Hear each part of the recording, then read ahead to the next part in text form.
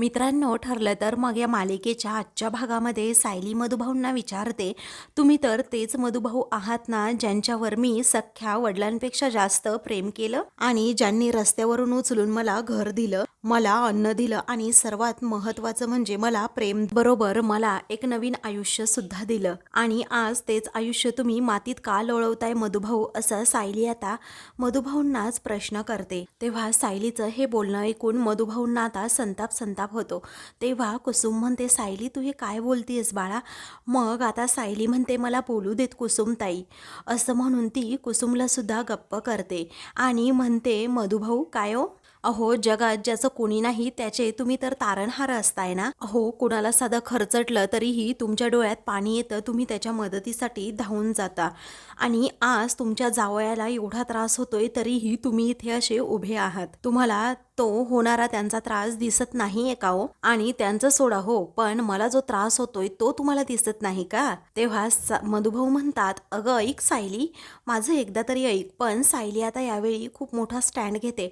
मधुभाऊंविरोधात ती जाते आणि म्हणते, यावेळी तर मी तुमचं काहीही ऐकणार नाहीये, कारण आमच्या कॉन्ट्रॅक्टपासून तुम्हाला समजलंय तेव्हापासून मी फक्त आणि फक्त ऐकतच आलीये, परंतु आज मी कुणाचंच ऐकून घेणार नाही, कारण आज मी तुमचं ऐकून घेणारच नाही. त्याच वेळी दुसरीकडे आता अर्जुनला नको ते ती माणसं बोलू लागतात आणि ते टीव्ही मध्ये जे सांगत होते ते खोटं बोलत होते का? अरे तूच आमच्याबरोबर खोटं बोलतोस, असं आता चाळीतील लोक अर्जुनला आरोप करू लागतात. तेव्हा अर्जुन आता रागातच एक बुक्का जोरात त्या माणसाला घालतो, त्यामुळे तो माणूस आता दूरवर असा फेकला जातो. तेव्हा अर्जुन आता त्या माणसांची चांगलीच आता धुलाई करत असतो. त्याच वेळी आता इकडे सायली मात्र स्वतःसाठी मोठा स्टँड घेत मधुभाऊंविरोधात जात त्यांना समजावून सांगत असते की जेव्हा आमच्या कॉन्ट्रॅक्टबद्दल तुम्हाला समजलं तेव्हापासून तुम्ही फक्त आणि फक्त माझा रागराग करत आहात. पण मधुभाऊ, मी हे का केलं? पोलीस जेव्हा तुम्हाला असं अचानक जेलमध्ये घेऊन गेले तेव्हा मी काय करणार होते? अहो, आपला आश्रम सुद्धा हातातून गेला असता आणि लहान लहान मुलांची जबाबदारी माझ्यावर होती आणि एकतर कुठलाही वकील तुमची केस घ्यायला तयार नव्हताच आणि त्यासाठी मी कोणाकोणाकडे जोडे झिजवले आहेत, कोणाकोणाकडे हात जोडले आहेत, याची साक्षीदार फक्त आणि फक्त कुसुमताई आहे. तेव्हा मधुभाऊ कुसुमकडे पाहतच राहतात. तर आता कुसुम बिचारी खूप रडत असते, कारण सायलीला होणारा हा त्रास तिला समजत असतो. पुढे आता सायली म्हणते की प्रत्येक वकिलाने मला एकच गोष्ट सांगितली होती की ही केस जर कुणी जिंकू शकेल तर ते फक्त आणि फक्त अर्जुन सुभेदारच जिंकू शकतात. तेव्हा आता मधुभाऊंना मोठा धक्का बसतो. ते सायलीचं बोलणं गुपचूपपणे ऐकून घेत असतात. त्यानंतर बिचारी सायली रडतच म्हणते, मला त्यांची फी परवडणारी नव्हती मधुभाऊ, तरीही मी त्यांच्याकडे गेले आणि माझ्या पुढे माझा शेवटचा पर्याय आला, तो म्हणजे कॉन्ट्रॅक्ट मॅरेजचा. मी लग्नाचं कॉन्ट्रॅक्ट त्यांच्याबरोबर केलं. हे ऐकताना मधुभाऊ हादरतात. तर दुसरीकडे बिचारा अर्जुन सुद्धा आता चाळीतील लोकांबरोबर अगदी भांडूच लागतो. मला एकदा तरी मधुभाऊंबरोबर बोलू द्यात अशी तो आता सर्वांना रिक्वेस्ट करत असतो, परंतु चाळीतील लोक अर्जुनवर यावेळी खूपच भडकलेले असतात. तो आता त्या गेटची आता कडी उघडण्याचं ठरवतो, परंतु आता ते लोक काय करतात, अर्जुनकडे येतात आणि त्याला मागे खेचण्याचा प्रयत्न करतात. तर अर्जुन सुद्धा जीवाची पर्वा न करता तो गेट अजूनही उघडत असतो. तर दुसरीकडे सायली आता मधुभाऊंना म्हणते, एक असं कॉन्ट्रॅक्ट मी अर्जुन सरांबरोबर केलं ज्यामध्ये आमच्यामध्ये कोणतंही नातं नसणारच होतं. ज्या दिवशी तुम्ही जेलमधून सुटाल ना त्या दिवशी ते कॉन्ट्रॅक्ट सुद्धा संपणार होतं आणि आमचे मार्ग पूर्णपणे वेगवेगळे. एका खोलीत राहूनही ते मला हातसुद्धा लावणार नाही आणि तेच कॉन्ट्रॅक्ट आजपर्यंत ते अजूनही पाळतायत. तेव्हा मधुभाऊ आता सायली जे काही सांगते कुसुमकडे पाहू लागतात. तर कुसुम बिचारी रडत असते. दुसरीकडे अर्जुन मात्र चाळीतील लोकांशी अजूनही लढतच असतो. त्यानंतर तो सर्वांना अगदी पुरून उरत आपली सर्व शक्ती एकटावून तो आता त्या माणसांना जोरात धक्का देतो. तर सर्व माणसं आता आजूबाजूला जाऊन पडतात. इकडे सायली म्हणते, मधुभाऊ, मी कोणताही विचार न करता फक्त त्या काळोखात उडी मारली, कारण माझ्या मनात फक्त आणि फक्त तुमचाच विचार सुरू होता आणि मला मान्य आहे तुमच्या लेखी हा माझा विचार चुकलाच असेल. पण त्यानंतर मधुभाऊ अर्जुन सरांना मी खरंच खूप जवळून ओळखायला लागले, कारण त्यांचं मन, त्यांची बुद्धी, त्यांचा स्वभाव, त्यांच्या घरातील सर्वांच्या नात्याबद्दल त्यांच्या मनात असलेला आदर आणि या सगळ्यामुळेच मी त्यांच्या प्रेमात कधी पडले ना, हे माझंही मला माहीत नाही. दुसरीकडे अर्जुन आता चांगलाच त्या माणसांना चोप देतो आणि लगेच गेट उघडण्याचा प्रयत्नात असतो. इकडे सायली म्हणते की आमचं कॉन्ट्रॅक्ट तर कधीच मागे पडलं होतं. अहो मधुभाऊ, मला हे तर खूप नंतर समजलंय की तेही माझ्या अगदी प्रेमात पडले होते, कारण आमच्या कॉन्ट्रॅक्टच्या अटीच होत्या तशा. मी तर माझ्या मनातल्या सर्व गोष्टी अजूनही त्यांच्यापर्यंत बोलून दाखवल्या नाहीये, कारण मला तुमचा अनादर करायचा नाहीये. तू भाऊ, मला तुम्हाला एकच गोष्ट सांगायची आहे. मला ज्या ज्या त्यांच्यामध्ये ज्या गोष्टी दिसत आहेत त्या तुम्हाला का दिसत नाहीत? अहो कुठे गेले ते मधुभाऊ? त्यांना साऊच्या डोळ्यात पाहून कळायचं की साऊच्या मनात नक्की काय चाललंय. आणि आज राग एवढा मोठा झालाय की त्यांना त्यांच्या मुलीचं सुखही देखवत नाही. सायली आता सडेतोडपणे मधुभाऊंबरोबर अगदी स्पष्टपणे बोलत असते, तर मधुभाऊ खूपच रागात तिच्याकडे पाहू लागतात. कुसुम मात्र आता रडत असते, कारण मधुभाऊ तोंडातून एकही शब्द काढत नसतात आणि सायली व अर्जुनचं एकमेकांवर किती प्रेम आहे हे तिला माहीत असतं आणि त्या दोघांना न्याय मिळावा यासाठीच ती आता एकदम मधुभाऊंना सांगत असते की तुम्ही जरा ऐकून घ्या. तर दुसरीकडे अर्जुन अजूनच त्या माणसांची धुलाई करत असतो. इकडे सायली आता मधुभाऊंना सांगते की अर्जुन सर माझ्यासाठी रोज इथे येतात, अजूनही नको तेवढा अपमान ते फक्त आणि फक्त माझ्यासाठी सहन करतात आणि माझ्यापेक्षा जास्त ते आदर तुमचा करतात. पण तुम्ही मात्र आमची एक छोटीशी चूक सुद्धा पोटात घालू शकत नाही आहात का? अहो रागाने एवढा ताबा मिळवलाय का तुमच्या मनावर मधुभाऊ? आणि आज जी व्यक्ती माझ्या पाठीशी माझी बाजू घेऊन उभी आहे त्याच व्यक्तीला तुम्ही दोषी का ठरवताय आणि आम्हाला वेगळं कसं ठेवता येईल याचा विचार करताय तुम्ही मधुभाऊ? अहो असं का करताय मधुभाऊ? तुम्ही सांगा ना मला, का करताय असं? तेव्हा मधुभाऊ आता विचार करत असतात, तर सायली आता आपली बाजू मधुभाऊंना समजावण्याचा प्रयत्न करत असते. दुसरीकडे अर्जुन मात्र अजूनही त्या माणसांना खूप मारत असतो आणि मला आतमध्ये जाऊ द्यात असं म्हणतो. इकडे सायली म्हणते, तुम्ही ज्यांना जावई बापू म्हणायचात ना अगदी आदराने, तर एक स्त्री म्हणून त्यांनी मला खरंच खूप आदर दिलाय आणि त्यांच्या आयुष्यामध्ये त्यांनी माझ्यासाठी खूप वरचं स्थान दिलंय मला. अहो मधुभाऊ, ते समोर असताना मला जेवढं सुरक्षित वाटतं ना तितकं सुरक्षित मला कधीच वाटलं नाहीये. अहो एका सासऱ्याला आपल्या जावयाकडून काय हवंय मधुभाऊ, सांगा ना तुम्हीच. तेव्हा सायलीने असा प्रश्न विचारल्यानंतर कुसुम मात्र रडत असते, कारण आता तिच्यामुळे सायलीने एवढा मोठा स्टँड घेतलेला असतो की स्वतःची बाजू मधुभाऊंसमोर मांडायची आणि त्यामुळे ती सायलीवर खुश असते.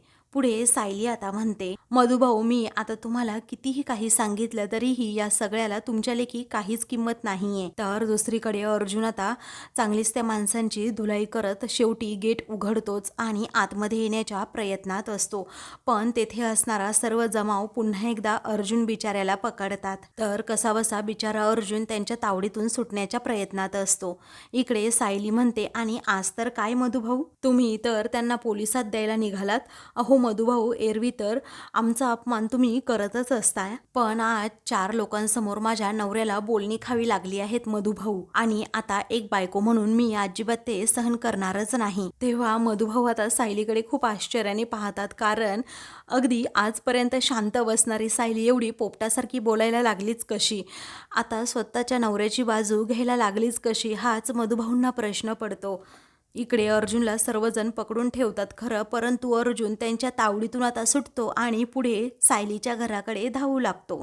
दुसरीकडे सायली म्हणत असते, मधुभाऊ एरवी तुम्ही आता रेषा चांगल्या आखून द्या, मी तुमची मुलगी म्हणून नक्कीच त्या रेषा पाळेन, पण जर माझ्या यांना असं म्हणून ती जरा थांबते तर मधुभाऊ तिच्याकडे पाहत राहतात. ती म्हणते, नाही मधुभाऊ, तुम्ही अगदी ना बरोबर ऐकलंय, माझ्या यांना तुमच्यामुळे काही त्रास झाला, तुमच्या रागामुळे जर ते कोणत्या संकटात सापडले तर त्या क्षणी मी तुमची मुलगी नसेन, असा अर्जुनसाठी खूप मोठा स्टँड घेत सायली मधुभाऊंना तिचा स्पष्ट निर्णय सांगते. तेव्हा मधुभाऊ आता पूर्णपणे हादरूनच जातात.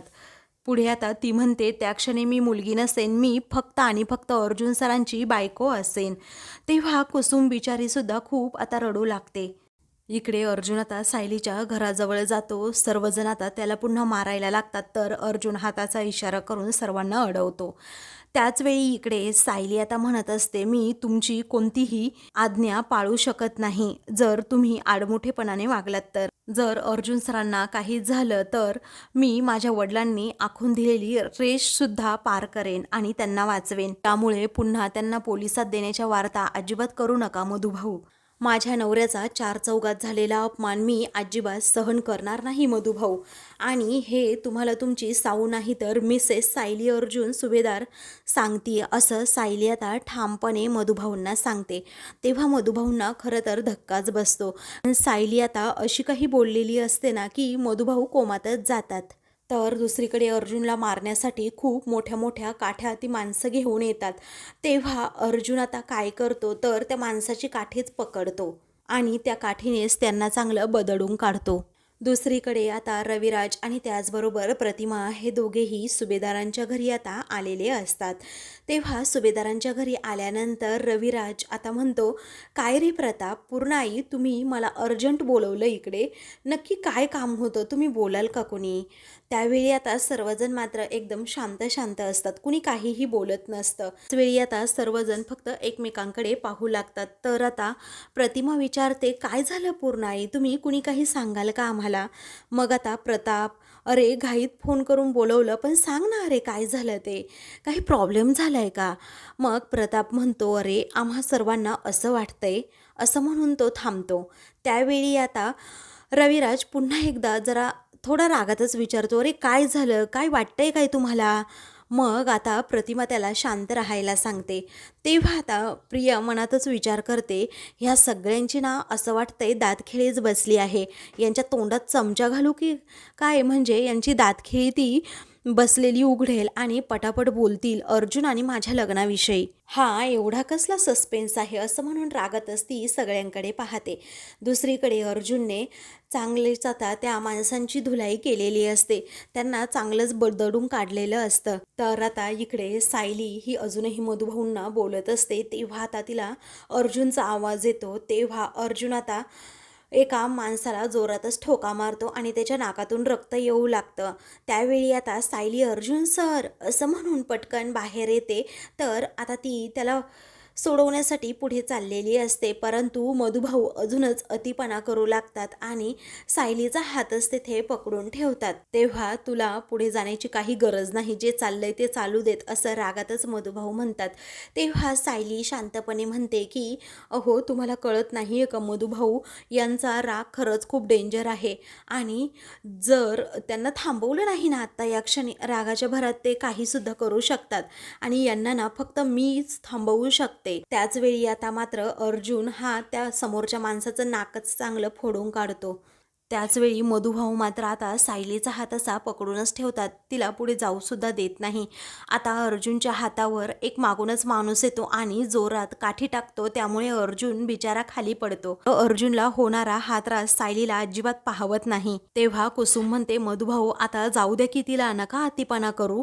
पण मधुभाऊ म्हणतात, दोघींना कळत नाही का तुम्हाला, मी जे सांगितलंय ना ते ऐकायचं गुपचूप. इकडे अर्जुन बिचारा कसाबसा आता उठतो आणि लगेच ती दोन माणसं असतात ना, ती काठीने अर्जुनला मारू लागतात. अर्जुन दोन्हीही हातांनी त्या दोन्हीही काठ्या आता पकडून ठेवतो आणि त्यांचा तो वार चुकवत आता त्यांचीच काठी हातात घेत आता अर्जुन हा त्यांना चांगला बदडून काढतो. त्यानंतर एका माणसाचं तो पुन्हा असं नाकच फोडतो. सायलीला पाहवत नाही. तेव्हा सायली पटकन पुढे जाते आणि अहो असं जोरातच आवाज देते. सायलीचा आवाज ऐकताच आता अर्जुन एकदम शांत होतो आणि त्या माणसांना मारत नाही. तेव्हा आता मधुभाऊ रागातच म्हणतात, काय पाहिलं का, तू या गुंडाची बाजू घेतेस का नेहमी?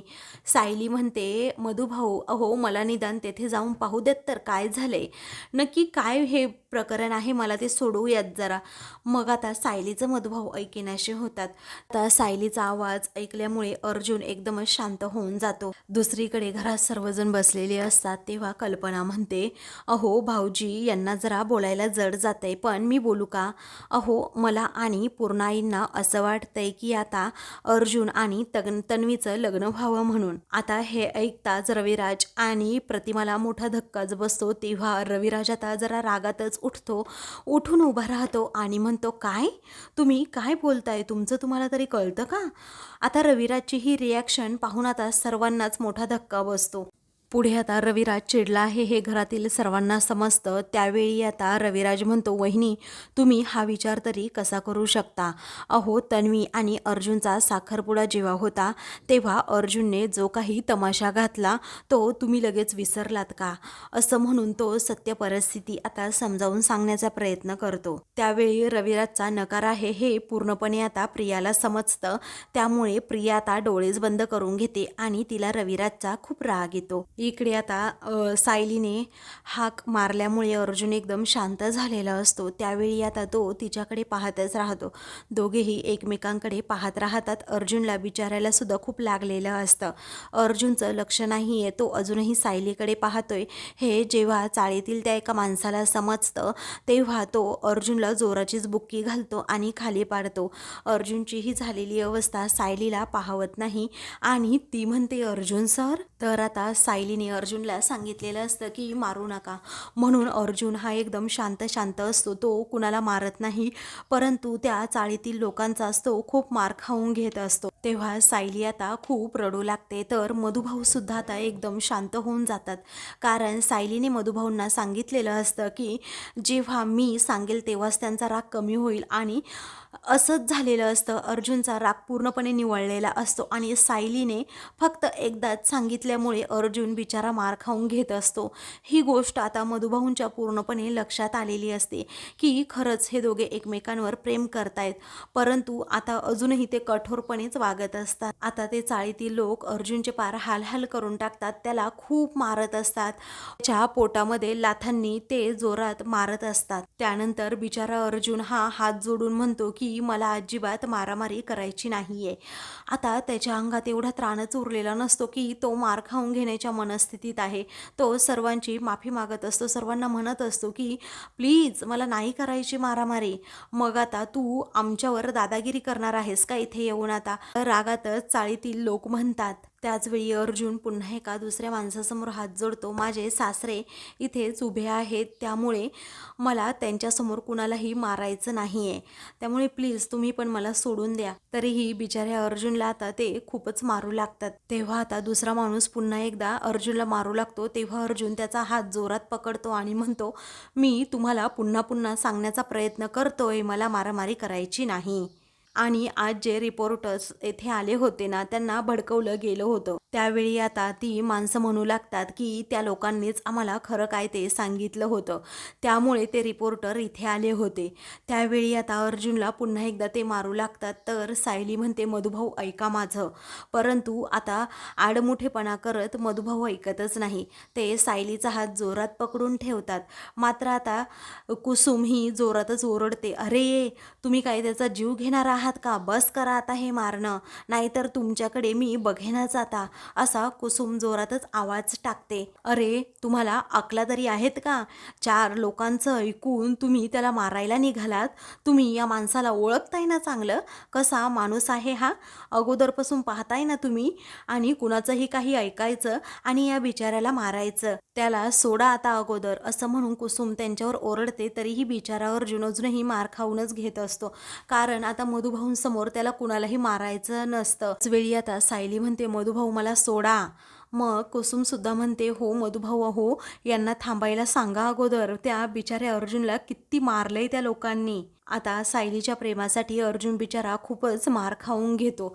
मग सायली आता खूपच रडू लागते आणि म्हणते, थांबा ना मधुभाऊ, अहो तुम्ही थांबवा ना त्या लोकांना. तेव्हा तुम्ही एवढे क्रूर वागू नका मधुभाऊ, अहो मला नाही पाहवत आहे त्यांची ही झालेली आता अवस्था. एवढे क्रूर कधीपासून झालात? असं म्हणून ती स्वतःचा हात आता मधुभाऊंच्या हातातून हिसकावून घेण्याच्याच प्रयत्नात असते. इकडे सायली आता मधुभाऊंना म्हणते, कोर्टामध्ये तुमच्यासाठी, कोर्टाबाहेर माझ्यासाठी हा माणूस बिचारा अगदी जीवाची पर्वा न करता लढत होता. तेव्हा असं म्हणून ती जोरातच हात आता स्वतःचा हिसकावते आणि लगेच म्हणते की मधुभाऊ, अहो तुम्हाला कळत नाही का, हे फक्त तुमच्यासाठी म्हणून मार खातायत. अहो तुमच्यासाठी म्हणून हे त्यांच्यावर हात उचलत नाहीयेत.